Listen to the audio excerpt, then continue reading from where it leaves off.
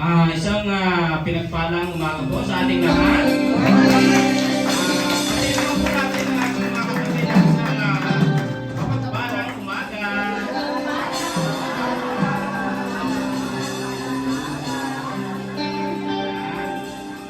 Doon nga po napakabuti ng ating Panginoon. No? Sa bawat mga pagsubok po na dumarating sa atin, ay lagi po siyang nandyan ng ating Panginoon. Amen po ba? Yes!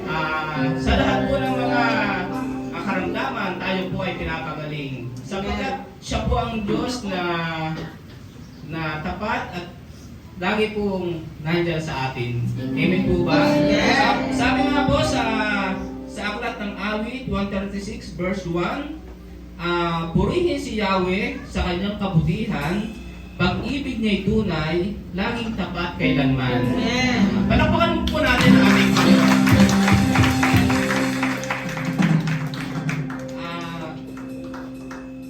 Tayo po ay magpapatuloy at inaanyaan ko po ang lahat na magsitayo sa ating panalangin.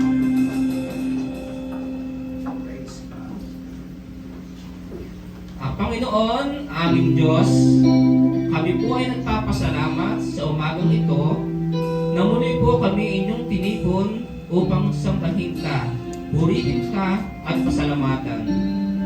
Dalangin ko po na ang presensya mo nawa ang siyang sumama sa amin mula simula hanggang sa matapos ang aming gawain. Ganon din po, Panginoon, kayo po ang siyang maghanda ng aming mga puso't isipan sa aming pagsamba sa umagang ito. Tunay nga pong napakabuti mo. Ang pag-ibig mo sa amin tunay at tapat kailanman. Wala pong ibang maitaas, wala pong ibang mapurihan, kundi ikaw lamang po sa pangalan ng iyong anak na si Jesus. Amen.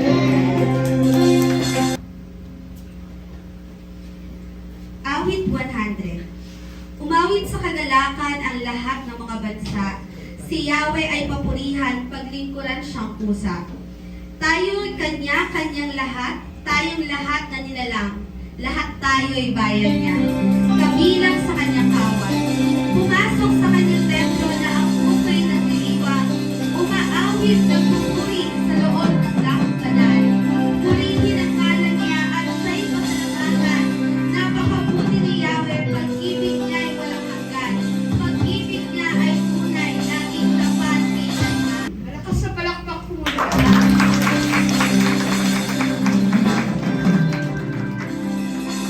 Allow me to read this verse once again po. Sa dami ng binasa ako, magbabasahin ulit ako. Sabi ko dito, pinagmasdan ko ang langit na gawa ng iyong kamay, pati ang buwan at mga bituin na iyong inilagay. Ano ba ang tao upang iyong pahalagahan? Sino ba tayo para pahalagahan ng Panginoon? O ang anak ng tao upang iyong pangalagaan? Mahalaga ka sa Panginoon. Sabi mo sa katabi mo. Yan. Sabi mo, mahalaga ka. Mahalaga ka. Minamahal ka ng Diyos. Amen. Kaya ngayong umaga, alam ko dahil galing tayo sa mga ups and downs. We're having challenges every day. Pero ang Diyos ay mabuti. Amen? Ang Diyos ay dakila. Amen? Hallelujah. Kaya tayo sumabas. Mabuti sa Kanya.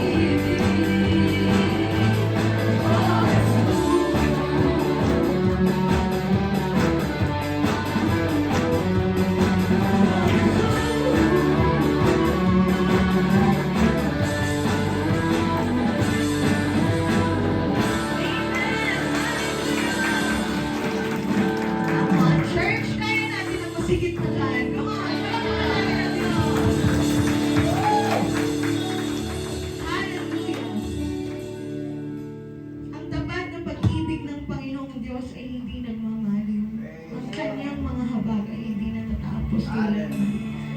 Hallelujah. Patuloy po natin sundahin ang ating Diyos. Hari ng mga hari, Diyos ng mga Diyos.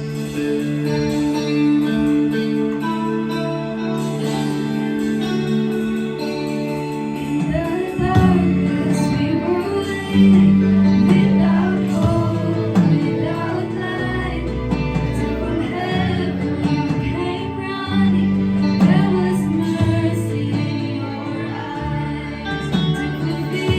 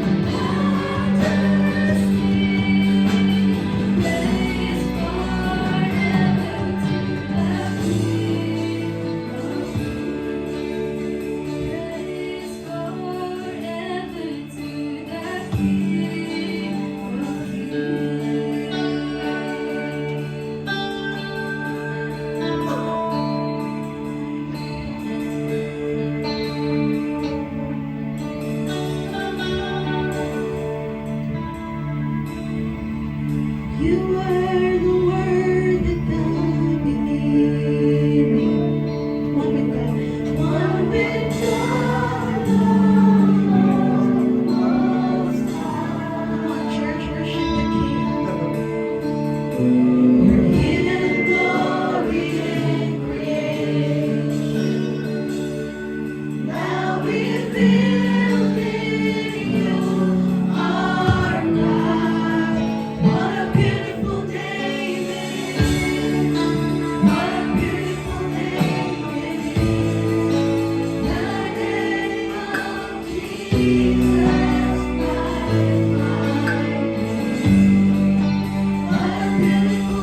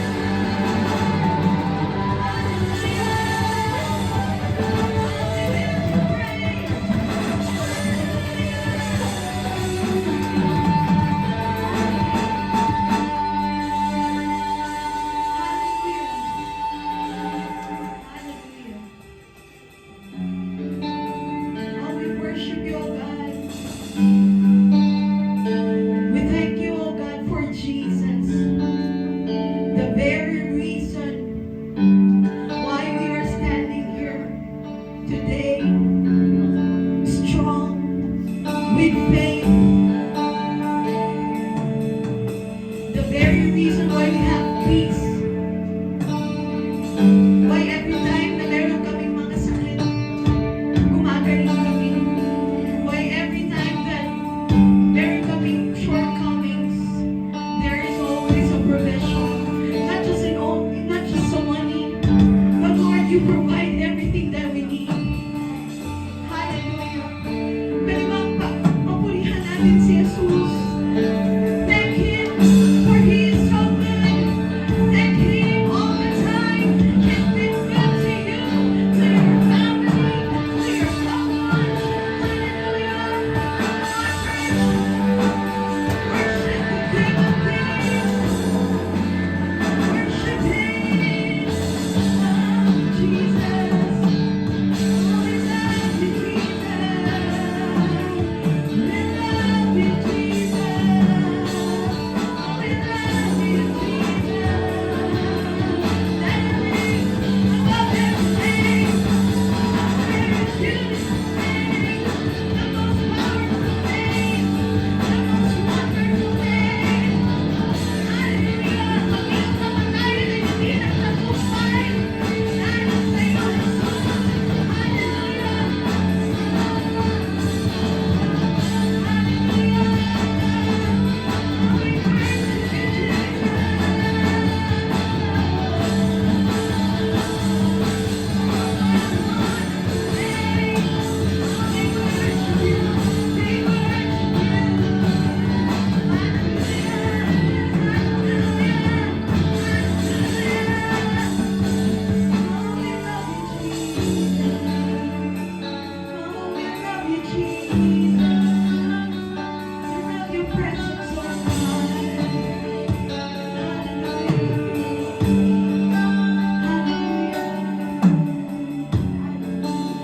Yes, oh God. Lord, tanggapin mo ang aming mga papuri. Alam ko kulang ang mga salita. Pero salamat dahil libo-libong anghel ang kasama namin umaawit ngayong umaga, Panginoon. Salamat po sa trono ng iyong biyaya kaya kami nakakalapit sa iyo. Salamat po sa lahat-lahat ng ginagawa mo para us. Lord, sa iyo lahat ng kapurihan.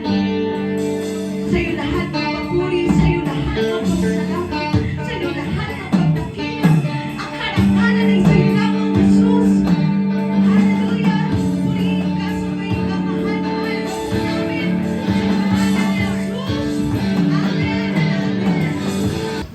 Yan, napakasaya ng ating pupuri sa ating Panginoon, no? So, dumako naman po tayo sa ating tithes and offering.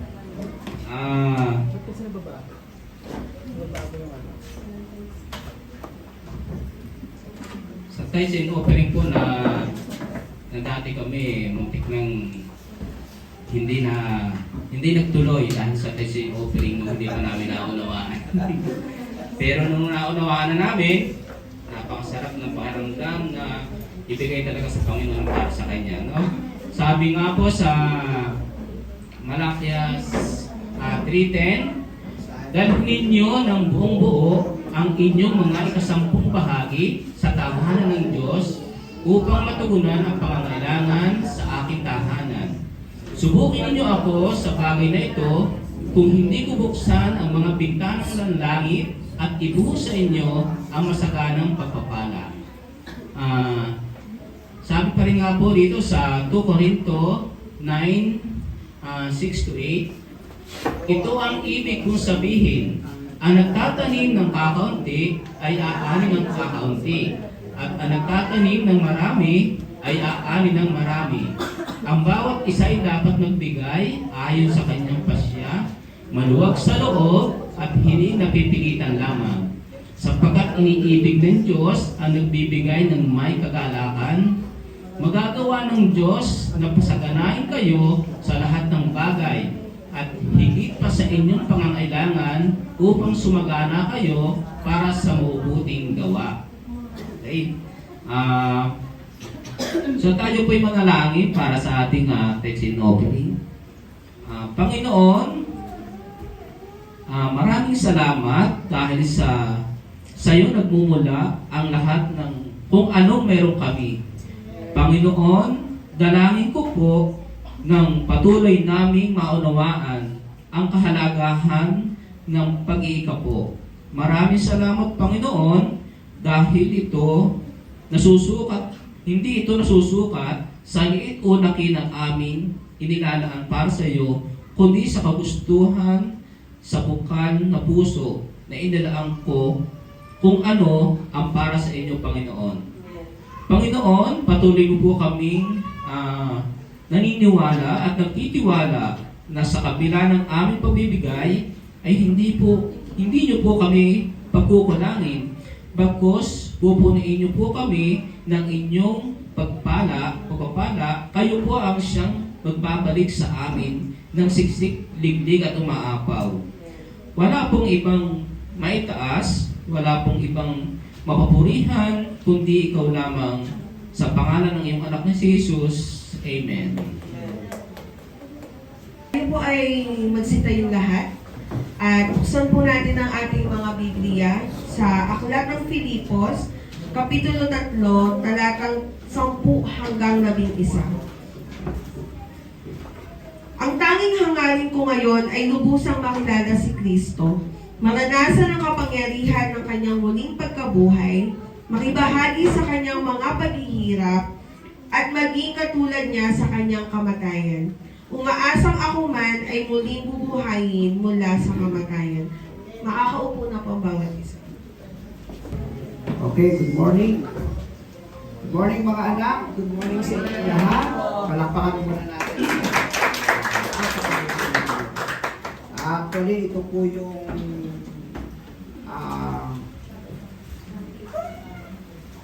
yung araw, linggo na kung saan ay madami po sa ating mga kapatiran ang medyo naapektuhan ng nakaraang araw na dumaan po sa mga pagkakasakit at dumaan po sa hindi po nila inaasahan na karamdamang darating po sa kanila. Ang ilan po ay gumaling at narito po, pero ang iba po ay talagang pinakailangan pa po nilang magpahinga. Anyway, kayo naman po ay naka-online at kami po ay narito lang at nami-miss po talaga din namin kayo. Nakakapanibago din kasi pag wala sila, di ba? Oo. At alam ko naman na next Sunday probably lahat tayo ay sama-sama na ulit. So we are so thankful na tayo ay narito ngayon para ating po papurihan ng ating Panginoon. Meron po palang, and I'm so surprised, no? Kaninang umaga ay yung ating pong first service ng ating pong Blessed Family ay halos ganito na po karami. Palakpakan naman natin. Okay, talaga ako yung natutuwa sa Panginoon at ang blessing pa ni Lord, meron pa silang pinagkalooban pa sila ng sasakyan, no? Through the effort of Kuya Roger, no? Kuya Roger, salamat po ha. Wala pa natin ang Kuya Roger natin.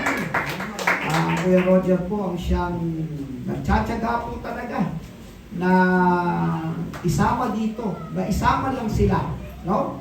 Na makarating dito at halos puno po yung jeep ni Kuya Roger at nadadala niya dito pang Sunday. So dahil po dito, nakaka-attend sila at nagagawa nilang magkasama-sama po tayo sa Panginoon. So talagang nakikita ko talaga, Lord, darating ang panahon, kulang na po talagang lugar para po sa ating pagtitipon. Okay, sa umaga pong ito, ang gusto ko pong talakayin natin ay paano natin lubusang makilala natin ang Diyos bawat araw. Meron kasing tayong saying, little by little in every day, little by little in any ways, Jesus is changing me. No? Araw-araw sa bawat araw, unti-unti sa bawat araw, unti-unti sa bawat pamamaraan, si Jesus ay binabago po tayo. Okay, so yun po yung ating paksa ngayon. Ang paksa po natin ngayon ay knowing Christ intimately or kilalanin si Kristo ng kilalang kilala. Okay, malalim na pagkakilala sa Panginoon. Okay, so medyo nag-adjust tayo, no? Iniakit yung ating tumitingala tuloy tayo. Anyway, yan naman ay ganyan naman talaga dito sa atin. Inaaral natin kung saan po mas makabubuti. Yun po yung ating ginagawa. So, basa po tayo muna ng salita ng Diyos. Babasahin po natin ang aklat po ng Pilipos, Kapitulo 3, 10 to 11. Simulan po natin babasahin sa Ingles. Basa po tayo. I want to know Christ, yes, to know the power of His resurrection and participation in His suffering, becoming like Him in His death, and so somehow attaining to the resurrection of the dead. Okay, basahin din po natin sa Tagalog. Start, go! Ang tanging hangarin ko ngayon ay Jesus sa kakilala si Kristo, maranasan ang kapangyarihan ng kanyang muling pagkabuhay, makibahagi sa kanyang mga paghihirap at maging katulad niya sa kanyang kamatayan, umaasa sa pangalan ng muling buhay mula sa Nazaret. Okay. Sa lumang tipan at sa bagong tipan, halos iisa lang din naman ang kwento. Ang ating pong Diyos na si Yahweh na lumikha ng langit at lupa, hindi naman siya agad-agad ay nakilala sa ganong kaparaanan. Kundi unti-unti siyang nagpakilala. No? Ako ang Diyos na si Yahweh, makikilala niyo ako na walang imposible sa akin. Okay? So, depende na sa mga tao kung makukumbinsi sila na talagang walang imposible sa Diyos na ito. Okay? So, ang ating Diyos na si Yahweh sa panahon na yon ay nagpakain sa napakadaming tao sa umaga at saka sa hapon. Merong pinadalang ulap sa umaga, merong pinadalang apoy sa gabi. So, nagpakita siya ng iba't ibang istorya ng kanyang kakayahan. Ngayon, depende na naman sa mga tao kung naniniwala ba sila o bibilib ba sila sa ipinakita ni Yahweh. Kasi sa kwento po at kasaysayan ng lumang tipan, sa dami-dami ng ipinakita ng Diyos sa kanila, laging meron pa ding pag-aalilangan. Nakukuha niyo po. Parang hindi pa rin sila bumibilib agad-agad.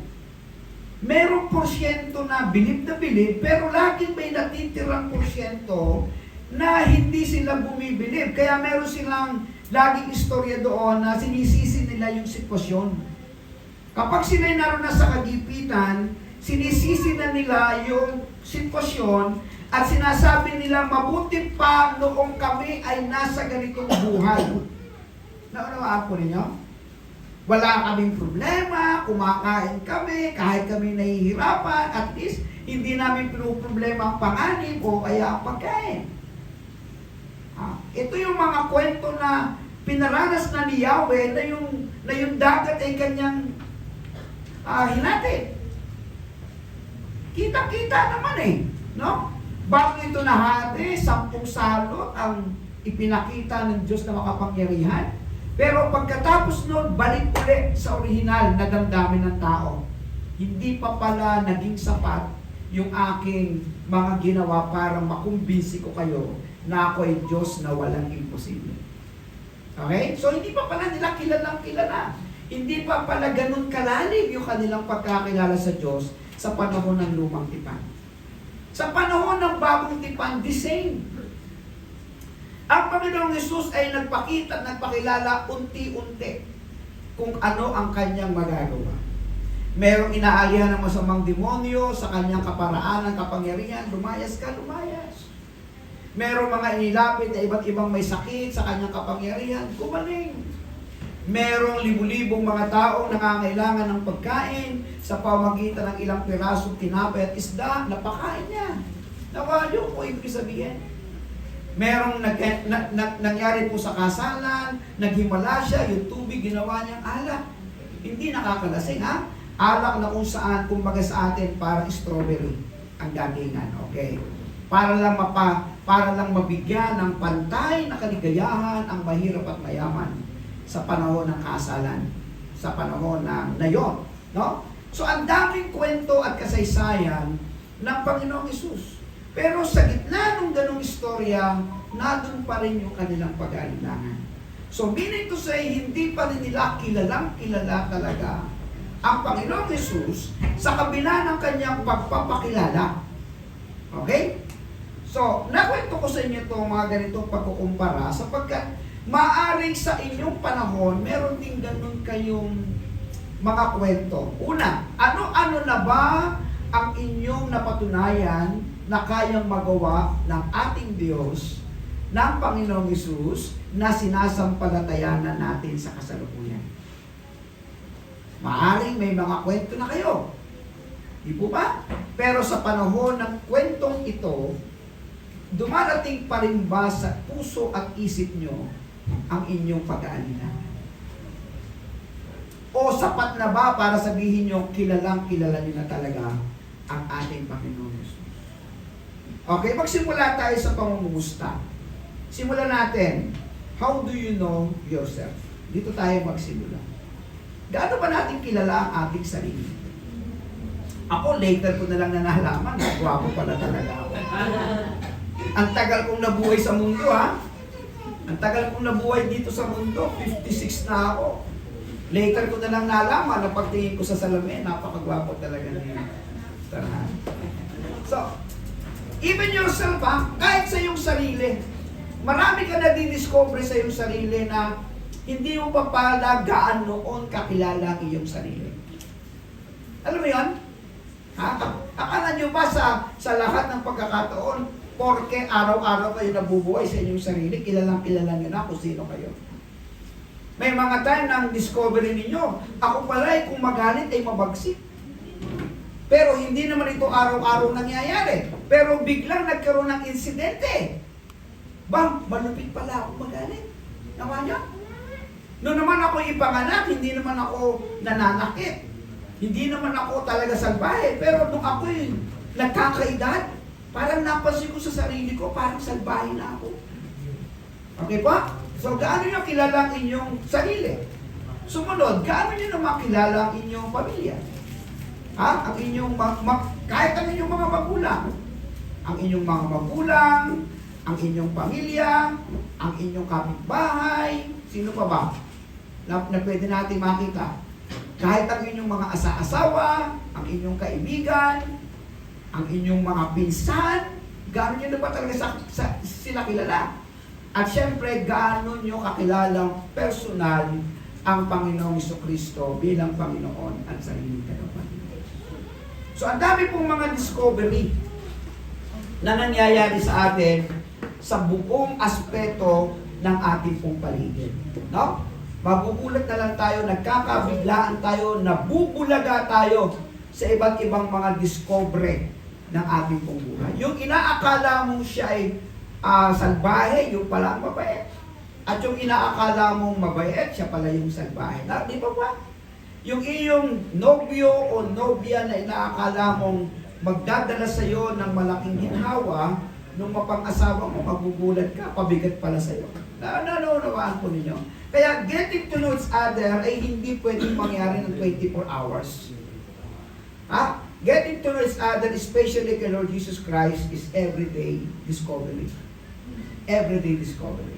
So, kung hindi ka araw-araw magbabible discipline, kakapusin ang iyong kaalaman. Sino ba talaga itong Panginoon na to?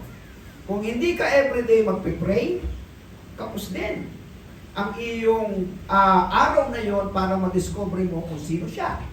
Ha? At kung hindi ka naman makakaranas ng iba't ibang pagsubok sa buhay, hindi mo naman madidiscover ang ibang aspeto o ang ibang bukha o kakayahan ng Panginoong sinasamba natin. Tama? Kaya minsan, may mga kwentong biglang guguho ang iyong mga negosyo.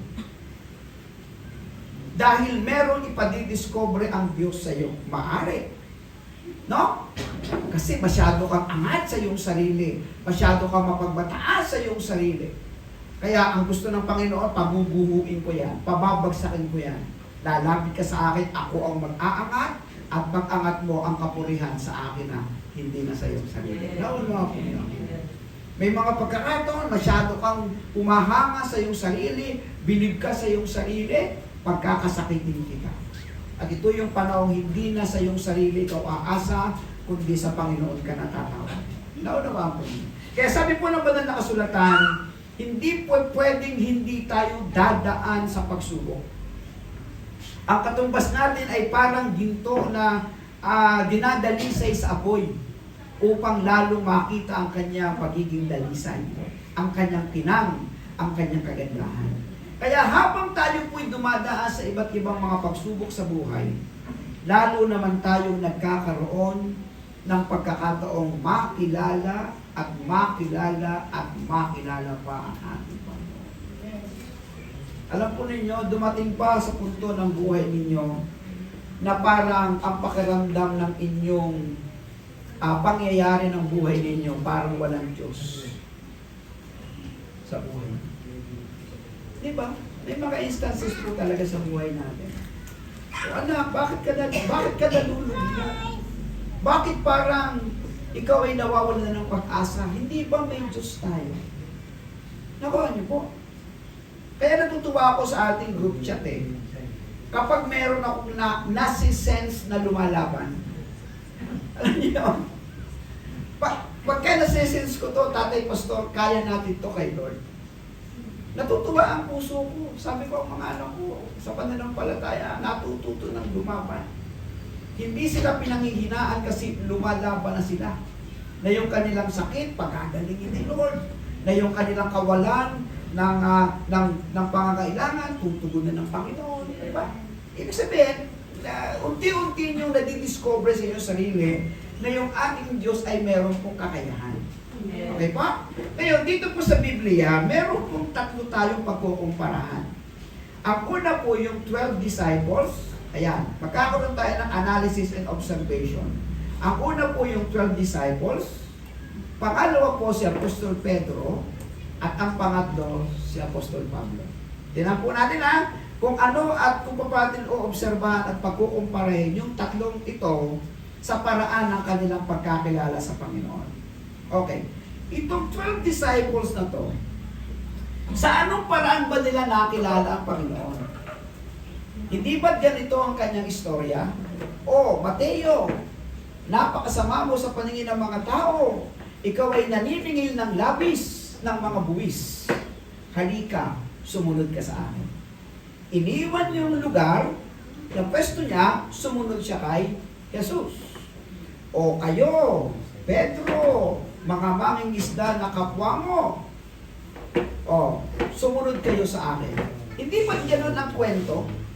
Nung 12, kinausap ni Jesus, pinasunod sa kanya, at ang sabi ng Biblia, immediately, quickly, sumunod sila kay Jesus. Now, read my lips. Basahin nyo yung sinasabi. Okay? Wala namang istorya na parang nagkaroon sila ng malaking conversation o pag-uusap para makilala nila ng personal si Jesus. Ang pinagbabasihan lang natin, yung kanilang hakbang ng pagsunod ay naging sapat, okay? Para sila ay kumonek agad kay Jesus. Kasi totally iniwan nila eh. Pagkatapos nakuha nila agad yung tiwala ni Jesus para sumunod sa kanya sa loob ng 3 taong mahigit eh. Naunawaan po ninyo?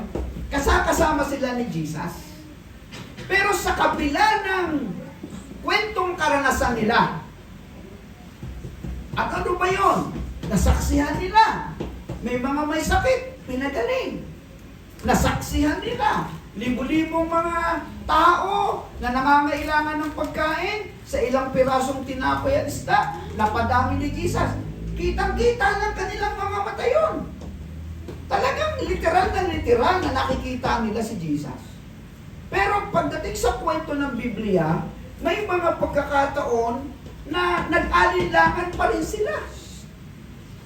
Yes nyo?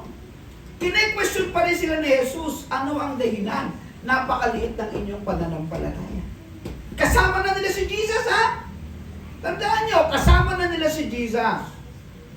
Mismong si Jesus ang kasama nila.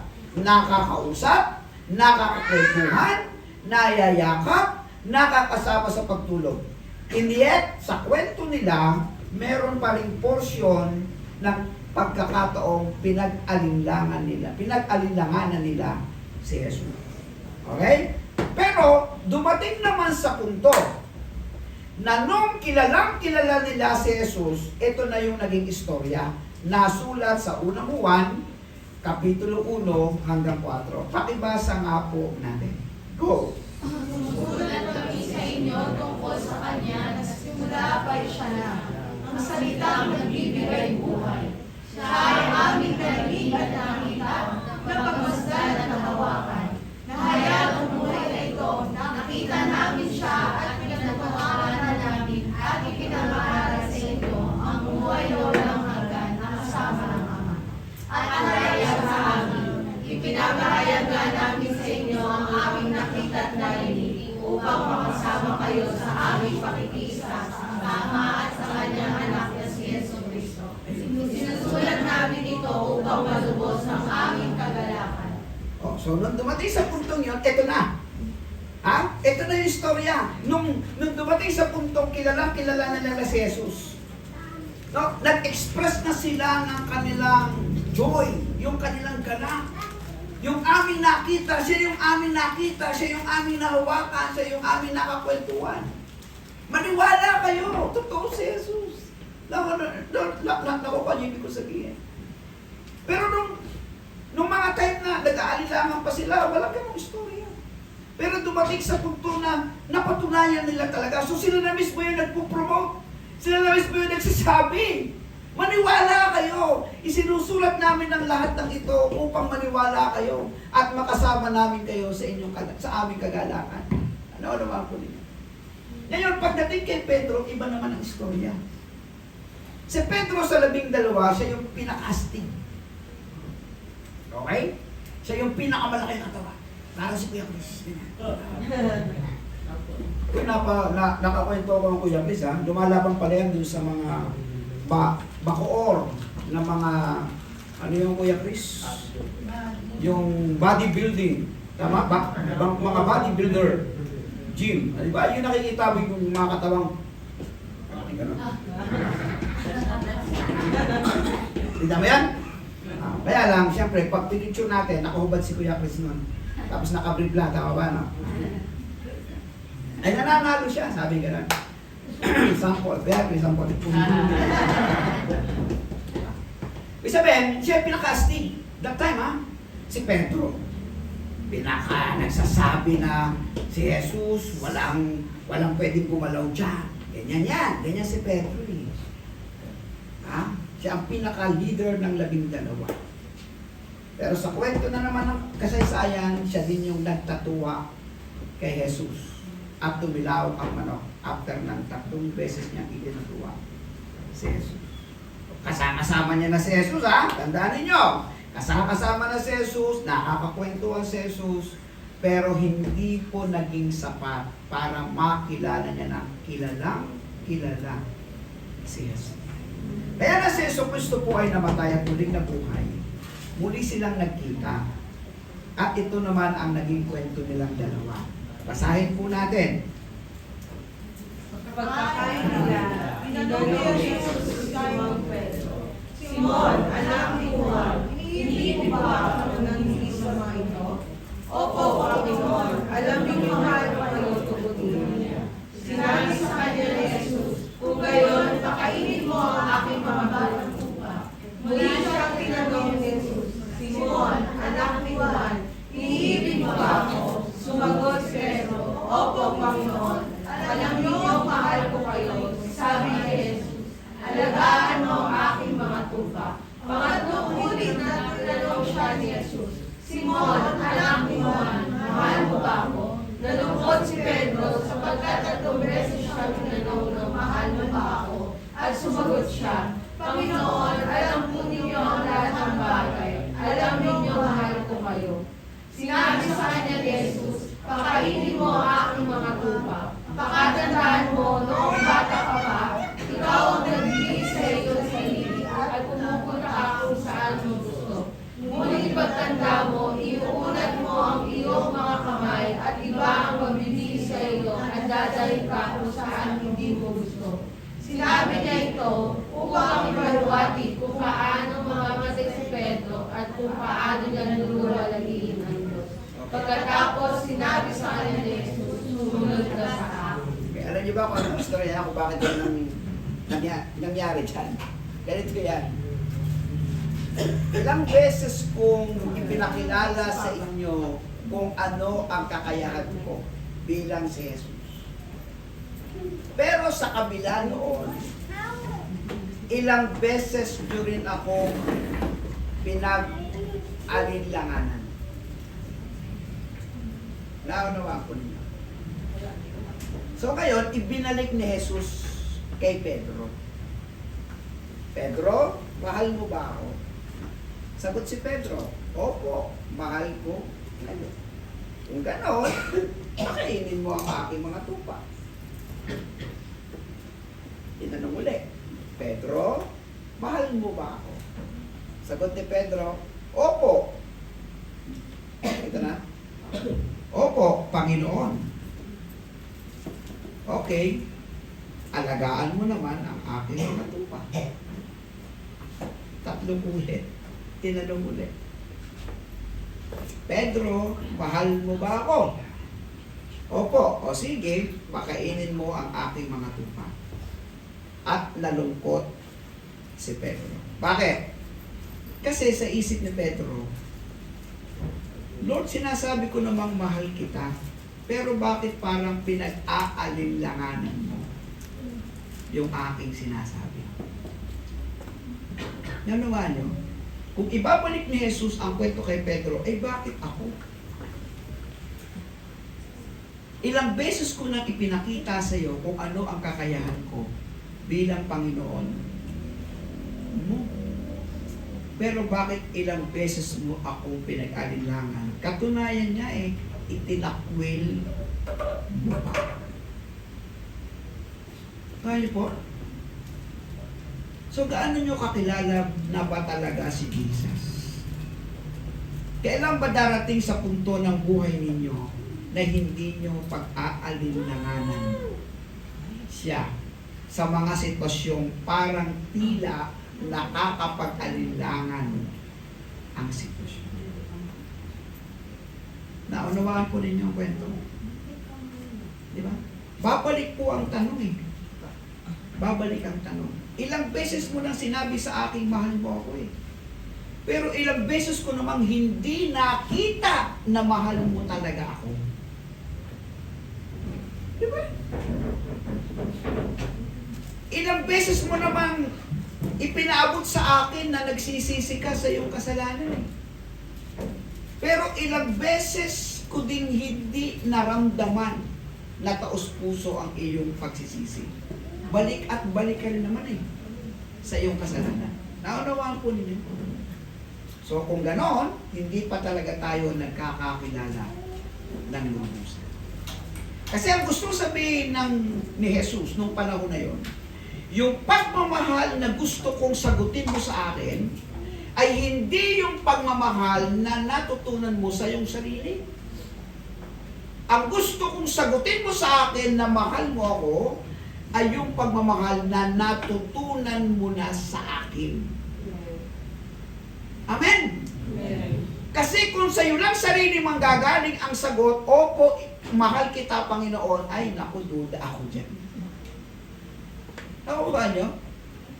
Pero kung pag-ibig na ng Diyos, ang sinasabi mong nagmamahal sa akin, naniniwala ako, mahal mo na ako talaga. So, kailan magsisimula yung pagmamahal na galing sa Diyos para makumbinsi ang ating Diyos na mahal na natin siya talaga. Na pag nagbasa ka ng Biblia, ito'y dahil sa pagmamahal mo na sa Kanya. Hindi dahil sa sinasabi ng simbahan, mag-Bible discipline ka. Naunawaan po ninyo? Na kapag ikaw ay nanalangin, hindi dahil sa ito ay meron tayong online prayer meeting, kailangan mag-join tayo. Na kapag nanalangin ka dahil iniibig mo na talaga siya at napakasarap niyang kausapin, napakasarap niyang sambahin, napakasarap niyang sumunod sa kanyang ipinag-uutos. Amen po ba? Amen. Kasi sabi ni Jesus, kung yun din lang pagmamahal na galing sa inyo ang panggagalingan, duda ako dyan. Duda ako dyan.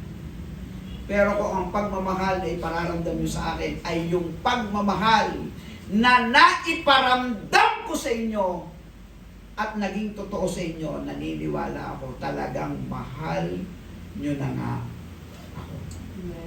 At ito ang nangyari kay Apostol Pablo. Ayan. O, basahin naman natin kay Apostol Pablo. Basa. Ang totoo, ako'y may sapat na dahilan upang makahawakan ang mga pisikal na bagay. Kung iniisip din naman na siya ay may katuwirang umasa sa ganitong mga bagay, lalo na ako ay tinuli sa ikawalong araw mula nang ako'y sinilang.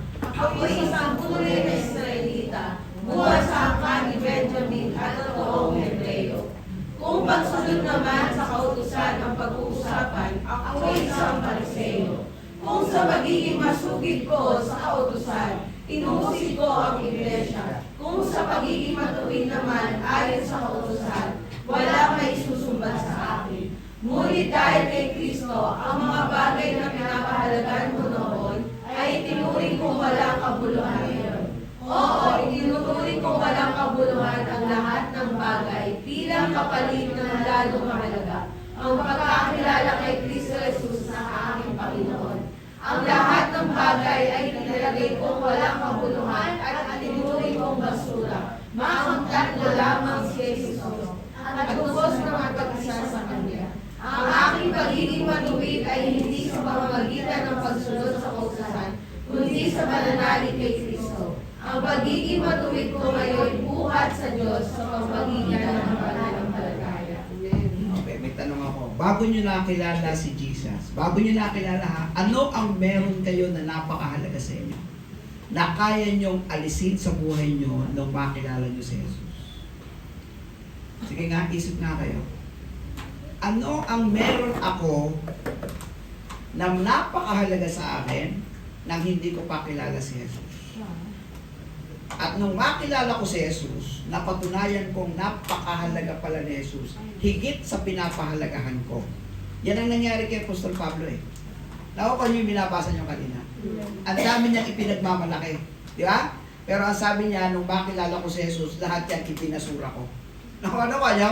Lahat yan isinaisang tabi ko. Kasi meron akong nakitang mas mahalaga pa dito. Walang iba kundi si Jesus. At yun ang ayaw kong mawala sa akin. Ano nga po ninyo? O, ngayon, ito ang tanong ko.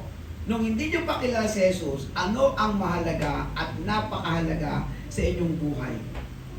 Na hindi ganun kadali para isuko nyo. Nawa nyo? Siguro, sa akin, ang pinakamahalaga na siyempre, asawa ko at ang aking mga anak. Na para bang hindi ko siya pwedeng ipagpalit kahit kanino. Tama po ba? Sila yung first love ko nung wala po kay Lord. Pero nung makilala ko si Jesus, nung makilala ko si Lord, na lumikha ng aking asawa at mga anak at lumikha sa amin. Naunawaan po ninyo? Aba, dumating sa punto na ang first love ko na si God. Naunawaan nyo? Na pwede nang, kung dumating sa punto na aalisin ng Diyos ang aking buong pamilya, wag lang mawala si Kristo. Parang yun ang gusto sabihin ni Apostol Pablo eh. Naunawaan po ninyo? Kaya yung pong ating pagkilala kay Jesus, napaka-importante nito, napakahalaga. Kasi ang dulo ng buhay natin, alam nyo kung saan tayo magtatagpo-tagpo? Sa langit. Nakuha po niya ibig sabihin? Ang mahihiwalay lang sa atin, yung wala kay Kristo.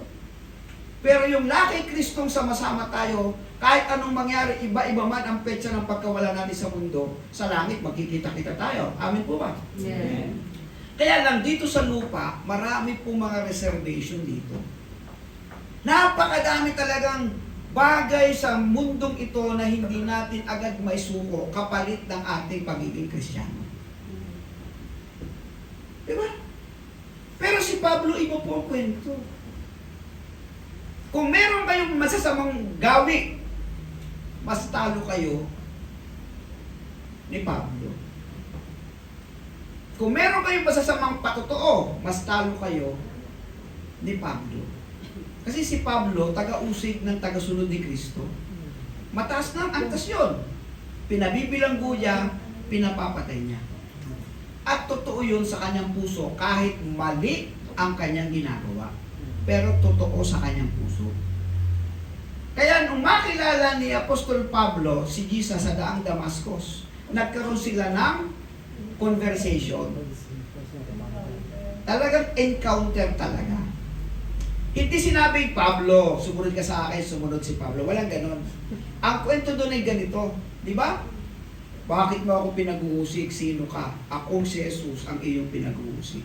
At doon nagsimula ang genuine conversion ni Pablo.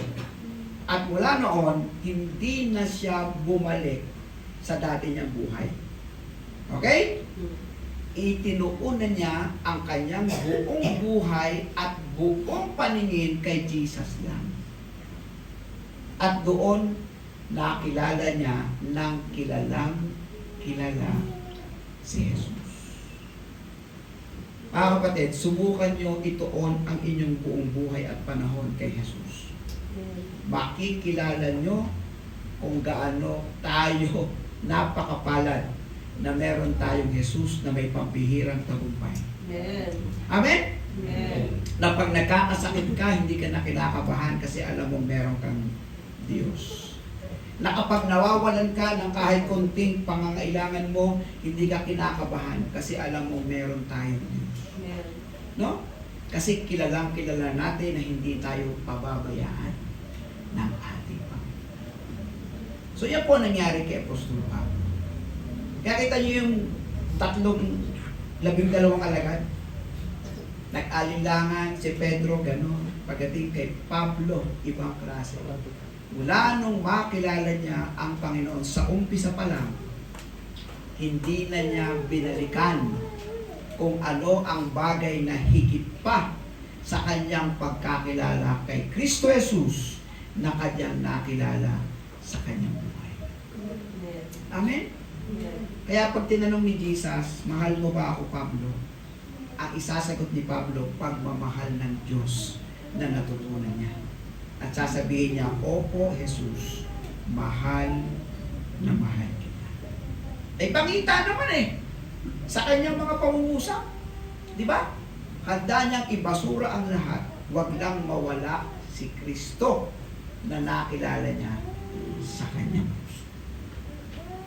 Tama po ba? Ganun din naman sa ating nakakakilala na. May kanya-kanya naman tayong panahon para tayo ay kunin ng Diyos. O di ba? Halimbawa pa, merong mahal sa buhay tayong pinuha. Tatalikod na kayo sa Diyos dahil kinuha niya ang mahal mo sa buhay. Naunawaan niya. May negosyo kayo nakatayo ngayon, naging Christian kayo, o Kristiyano kayo lumalakad, biglang nag-collapse. Tatalikuran niyo na ang Diyos dahil nag-collapse ang inyong negosyo. Malusog kayo, nakilala niyo ang Panginoon, bigla kayo nagkasakit. Tatalikuran niyo na ba ang Diyos dahil bigla kayo nagkasakit? Naunawaan po niyo yung isip. Sa lahat ng pangyayari na nangyayari sa buhay natin, anuman ang mangyari, pinakamalupit, pinakamapait, pinakamasakit, pinakamabigat, ang lahat ng yan ay hindi pwedeng maging dahilan ng pagtalikod ko sa nakilala kong higit sa lahat, walang iba kundi ang ating Panginoon. Amen ba? Kaya tingnan ninyo kung gaano katibay yung paninindigan ni Jesus. Tingnan nga natin. Ayan, tinapunin nyo, 5 hakbangin tungo sa malapit na pagkakilala kay Jesucristo. Una, basahin nga ninyo, desire intimately o hangarin na mas malalim pang pagkakilala. Diyan lahat nagsisimula yung mga kapatid, yung kagustuhan ninyo. Kung ayaw nyo, walang magagawa si Lord. Pero pag ginusto nyo, magtutuloy-tuloy ang inyong pagkakilala sa Kanya. Ano po ang sabi ng talata? Basahin po natin. Ang tanging hangarin ko ay lubusan makakilala sa Kristo. Ang tanging hangarin ko ay lubusang makilala si Kristo. Tanungin ko kayo, ano ang tanging hangarin nyo? ng pagpunta nyo dito? Ha? Ano ang tanging hangarin nyo ng pagpunta nyo? Sunod, pangalawa. Basahin natin. Experience intimately. Maranasan ng mas malalim pang pagkakilala. Basahin natin ang talata. Maranasan ang kapangyarihan ng kanyang pagkabuhay. To know The power of His resurrection. Kita mo, ang kanyang lubusang hangarin makilala at maranasan ay hindi lang yung panlupa, kundi yung pagkabuhay ng Panginoong Hesus Kristo. Kaya wala tayong nakapako eh. Nakuha niyo? Tayo po ay nakatingin hindi dun sa namatay na nakapako. Nakatingin tayo doon sa muling nabuhay. Amen. Ha? Ang hangarin ko, Lord, hindi lang dito na ako'y gumaling dahil nagpapagaling ka. Na maranasan ko iyong himala. Ang gusto ko kong mas maranasan pa hanggang doon sa pagkabuhay mo. Maranasan.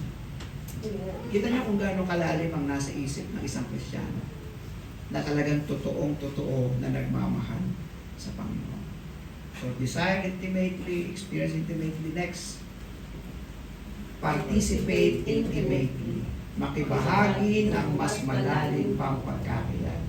Basa po tayo. Makibahagi sa kanyang paghihirap. Ayun. Participation of His sufferings. May pagsubok eh. May pagsubok, mga anak. Hindi mo alam kung anong mangyari. Sige nga, ipicture nyo nga ang nangyari sa Israel. Sa mga batang nangamatay. Sa mga mahal sa buhay na unexpectedly nadamay ng pagbobomba at mga inosente. Eh paano kung ikaw ay nadudoon at anak, asawa, ang nawala? Negosyo mong nabagsakan ng bomba. Naunawaan niyo ang ibig kong sabihin. Paano nga kung dumating yung gano'n? Paano nga kung sa Pilipinas may nangyaring gano'n? Paano nga kung naghiwa-hiwalay tayo? Paano kung wala na tayong online? Paano kung hindi nyo na ako makausap, hindi ko na rin kayo makausap? Ano, sisisihin natin ang Diyos? Pagpapalupitan natin at sasabihin natin hindi ka totoo, o Diyos, pinabayaan mo ako. Naunawaan po niya. Sabi niya, anak, bahagi yan. Tao kayo eh. Naunawaan niyo? Pero sa inyong paghihirap, naranasan ko na yan. Sa akin din magagaling ang ginhawa at kapayapaan ng lahat ng inyong mga paghihirap. Tama ba yan? Gusto kong makabahagi, Lord. Kahit anong pagsubok ang dumating, hindi ako bibitiw sa iyo. Amen po ba? Amen. Yan. O, next po tayo. Be like Him intimately. Maging katulad ng mas malalim pang pagkakilala. Pakibasa. Maging katulad niya sa kanyang pagkakilala. Becoming like Him. Gaano nyo kagusto at hanggang saan nyo gustong sumunod sa ating Panginoon. Di ba? Ano sabi ni Jesus? Susunod ka sa akin. Yung tawag dito. Yung aso ay yung asong gubat, parang ganon. Merong lungga at merong tirahan. Pero ang anak ng tao, ni mahimlayan ang kanyang ulo ay wala. O ano, susunod ka ba sa akin? Nakukuha niyo. Susunod ka sa akin, pasanin mo ang iyong krus. Ha? Pasanin mo ang aking krus, ang lahat ng hirap ko. Susunod ka ba sa akin? Yan ang pinupunto ni Jesus. Kasi along the way, meron at meron tayong may encounter na mga pagsubok. Bakit? Tama ka eh. Mali sila. Gets nyo? Mali. Pwede makapandaya. Tama Tama, dadaan ka sa butas ng karayo. Gets mo? Mali, pwedeng magbayad para mapagaan ang isang sitwasyon.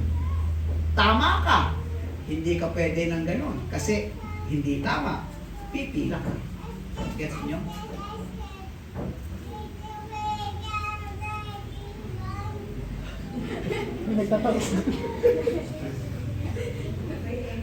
That's my point. Hindi maaaring hindi tayo dadaan sa iba't ibang uri ng paghihirap at pag-uusig at pagsubok kasi tama tayong tagasunod ni Jesus.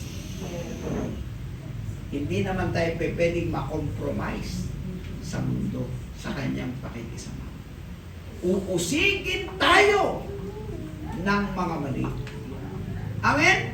Uusigin tayo ng kadiliman. Uusigin tayo ng wala sa katuwiran. Babanggain ng mali ang tama. Babanggain ng dilim ang liwanag. Babanggain ng kaliwa ang kanan.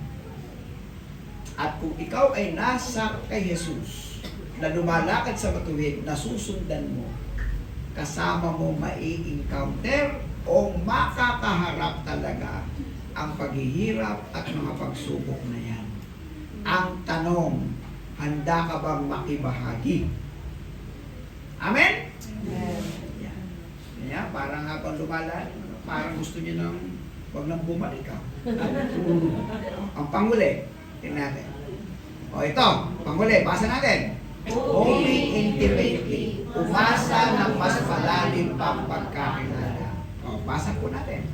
Umaasa ako man ay muling buhayin mula sa kamatayan, somehow attaining to the resurrection from the dead. This is our hope. This is our hope. Believe me. Believe me. Lahat ng pwedeng mangyari sa buhay natin, iba-ibang istorya, ang pinakahuling pag-asa natin talaga, si Jesus. Yung pagkabuhay ni Jesus. Yung pagkabuhay ni Jesus. Amen? Palapakan natin. Hallelujah. Tayo po tayong lahat. Tayo po.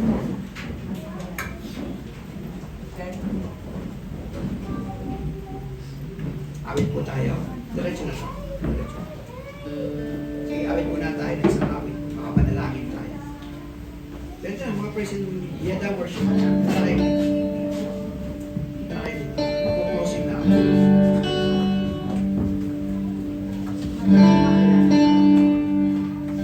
Sige.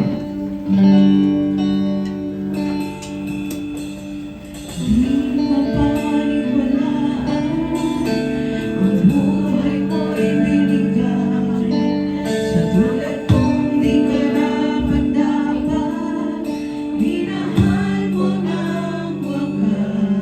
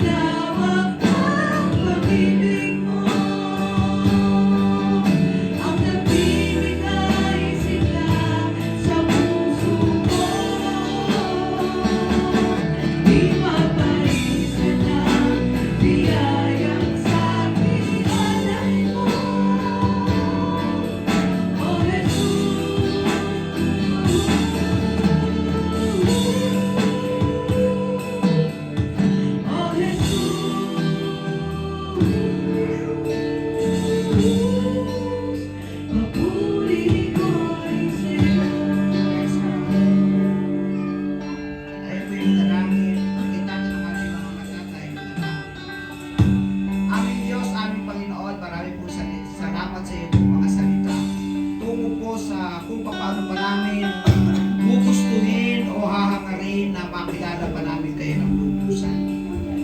Maraming mga pangyayari sa buhay namin na negatibo, mga hindi umaayon para sa aming kagustuhan, na nagiging dahilan para kami ay tumalikod sa iyo, para kami ay lumayo sa iyo, aming Panginoon. Pero hindi po sa ganitong mga paalala.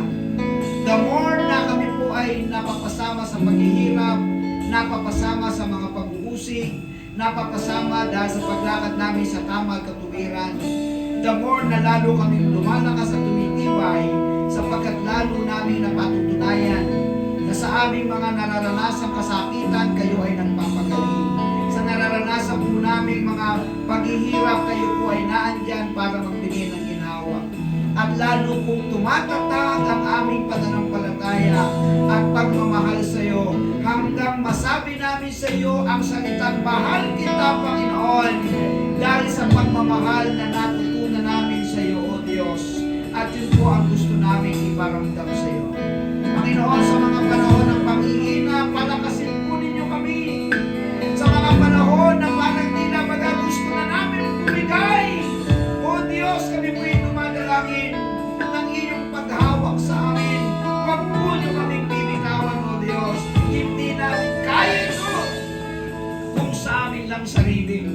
Ngunit salamat po sa iyong napakapangakong mapagkakatiwalaan. Ang langit, ang buhay na walang hanggan, ang iyong pagkabuhay na maguli, na kahit anuman ang mangyari sa amin dito, sa mga hindi inaasahang pangyayari doon sa kabilang buhay, gaano man kasakit ang aming pwedeng pagdaanan, ang langit ay sapat upang makabalik kami ng kapayapaan, ginhawa, wala ng puto, wala ng dalamati, wala ng kamatayan. O aming Panginoong Hesus, salamat po sa buhay mong ibinigay para sa amin, sa iyong dugong nagigis para sa kapatawaran ng aming mga kasalanan. O pinapupurihan ka namin. O itinataas namin ang iyong pangalan. Sampo ng iyong pag-iingat sa bansang Pilipinas na amin pong tinitirahan, sa aming Pangulo, Vice Pangulo, sa lahat ng sakay ng gobyerno, mapagobernador, congressman, senador, at lahat, Panginoon, ng kapulisan upang kapayapaan.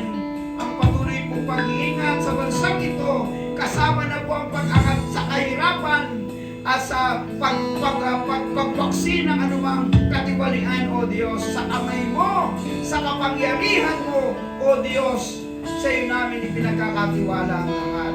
Sa aming kanya-kanyang pamilya at mga makakasama pa, at ipagkakatiwala niyo pa sa amin, ipinagkakatiwala po namin sa iyo ang aming pong buhay.